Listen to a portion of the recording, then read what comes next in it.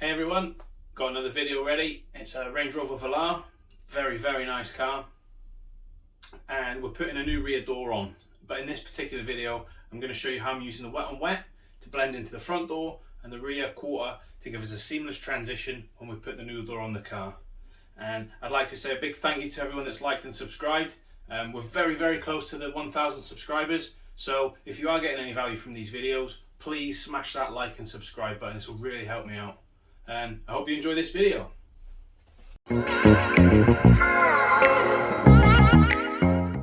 Here we go then. Another video. We've got a Range Rover Velar. Very nice car. We had some heavy damage on the rear door, so we're going to put a new one on there, blend into the front door and the rear quarter panel. As you can see here, I've already wiped it down. I'm just going over it with the Ion Star anti-static gun before we get into the paint on this one.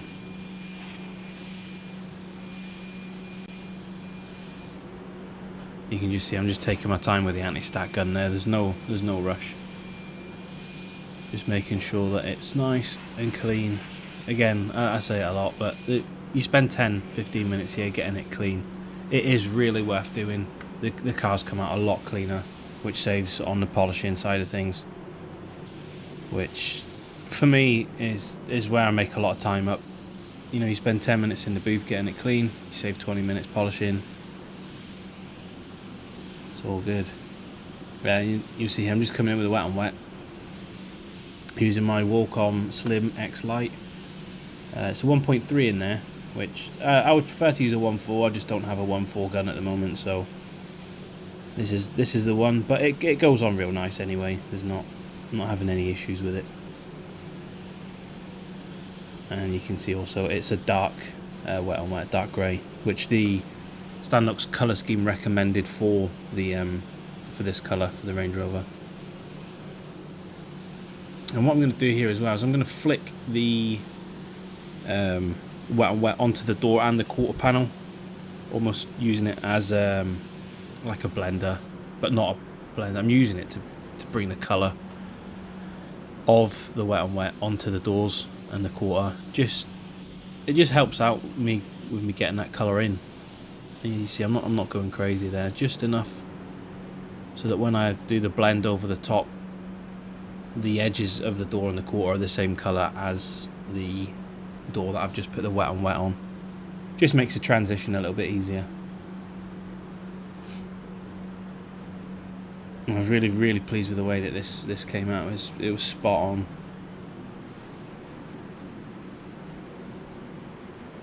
Even too good, really. We had a little look afterwards, and the door and the quarter were basically the same colour as the door. You can see we've got the old door on there. It was edge to edge basically, so we probably could have got away with doing the door on its own, but obviously on a car that's cost as much as this, you don't want to, you know, I'll just do the door and then see what it looks like. We'll just get it on, we'll do the whole thing. I'd rather paint it once right than, you know, try it, and if it doesn't work you have to paint the side of the car anyway. So do it right the first time and then it's all good to go. Just coming in here with the colour using a Wacom HTE, and that's a 1.3 as well.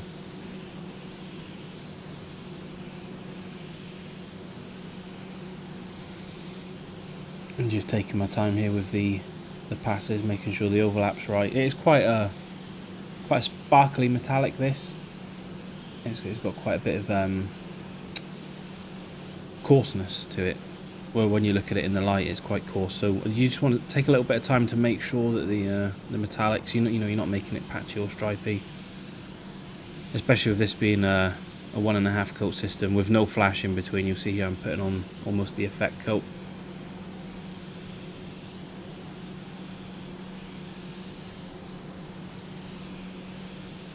Just taking my time watching the pattern.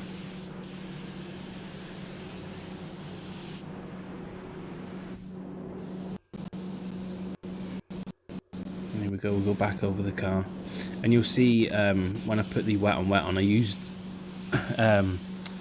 spot blender, or sort of basically fade out thinners in a can, and I put that along the edge of the wet on wet and that helps lose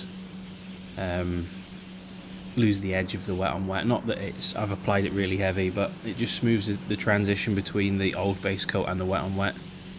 And then here when I'm putting the paint on, you don't need to nib it, you don't need to sand it back. You can see it's gone in really, really nice. Like I say, super happy with how this job came out. And you see as well, I see a lot of guys try to do like blends in like quite small, keep it as small as they can. If I've got a lot of area to work with in this quarter pan, I'll take the blend as far as I need to. Don't try and keep it, 2-3 inches from the door. Get the blend and do what you can with it. And just, I find if you stretch it out over the side of the car, you lose the blend a lot easier than trying to keep it real tight. So you use the space that you've got. I think that helps. Or at least that's what I do anyway. I've always found it a little bit easier. If you've got more room to blend, you're less likely to end up with like a stripe. See it sometimes when you see these cars out in the wild. They'll have like a line where the transition just stops, where the painter hasn't gone as far, and there's almost like a stripe down the door. And what I'm doing here is I've put a 50-50 mix of the blender in here, the transparent base coat or the wet bed, just to thin this base coat down a little bit. I think it was a little bit mottly to start with, so I've just given it almost an effect coat over the top.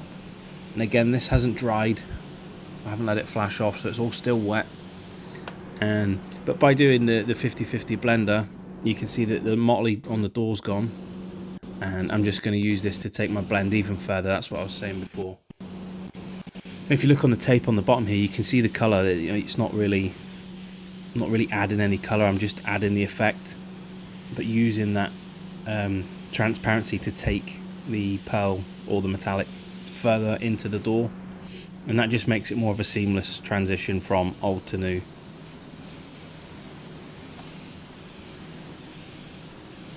Again, look at the tape on the edge of that bumper there. There's no colour going on there. That's how transparent this is. It's just an effect. But I'm going over every part that I've done on the car, and then that way everything matches. I could have used it just to tighten up the mottling on the door, but I've found if you put it over everything, then the transition is seamless. And here we go, the fun part. Putting the clear on, you can see I've gone just above 2 bar there with my Wacom HDE clear. This is a 1.2, and I'm just tacking off the edges here. You'll notice as well, I didn't use any like wet bed before starting this project. I found with the Standox system, I don't tend to use the wet bed as much. Certain colours I will. But this, I mean, look at that tack rag there, nice and clean. There's no stand up. I'm just doing this just to make sure that we get a good clean job.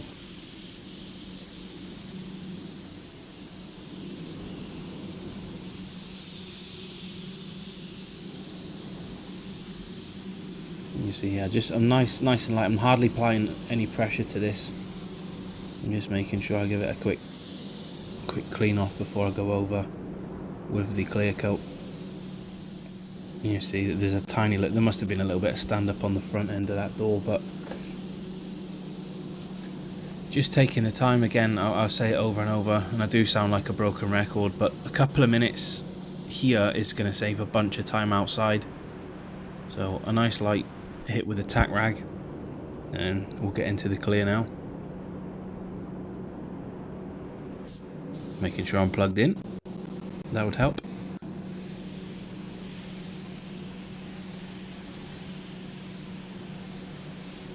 And you see here, I'm doing one across the face of the door, and then I'll do one wet around the back of the door, which I think I've edited out. Just there's no point watching me dive in and out behind doors. So I always do one on the outside of the door, one on the inside of the door, and then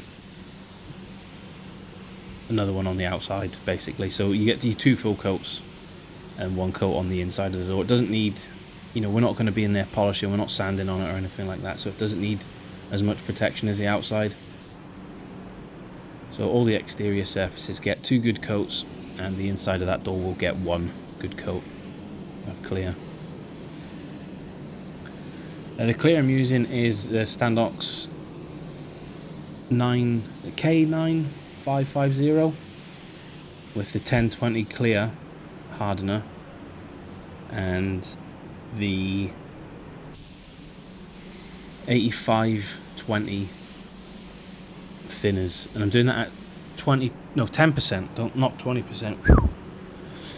I put 10%, and I double what it asks for, because the system, it usually asks for 5, and I found that goes on a little thick for me.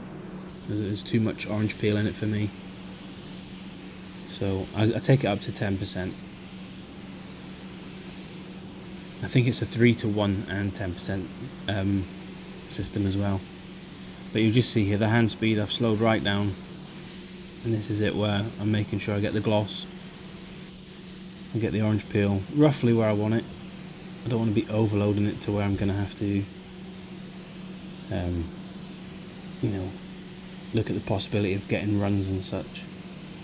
But I want it on where the orange peel is, you know, it should match the rest of the car. Not too much, not too little.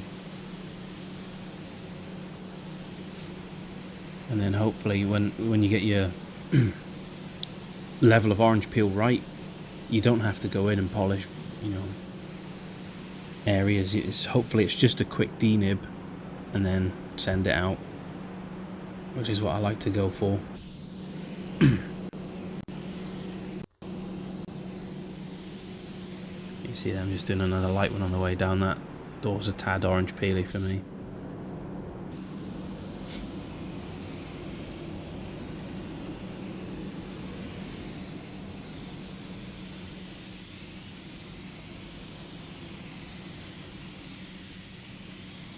You see here, nice tight overlaps again. Slightly slower on the hand speed, and I do like to get down. You see, I'm always quite low when I'm doing the doors, and I'm looking upwards. Hence the tilting of the head. I'm trying to watch the reflection of the lights that are behind me shining down onto this car, and that gives me like a gauge of where I am with the orange peel and level of texture that I'm leaving on there.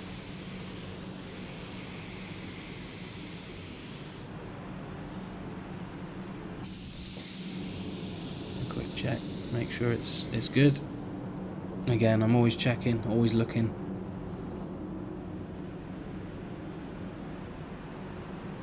Again, looking up, making sure that there's enough on there. Hit that door edge.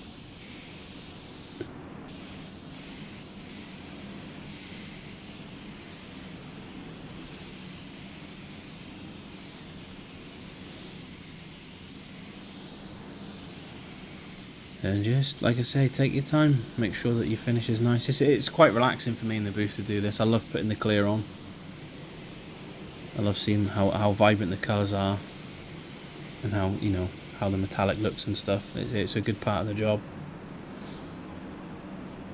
Especially taking someone's pride and joy that, you know, they've been unfortunate and had a bump or whatever, had a small accident, and then you can take that car and make it sort of good again for them.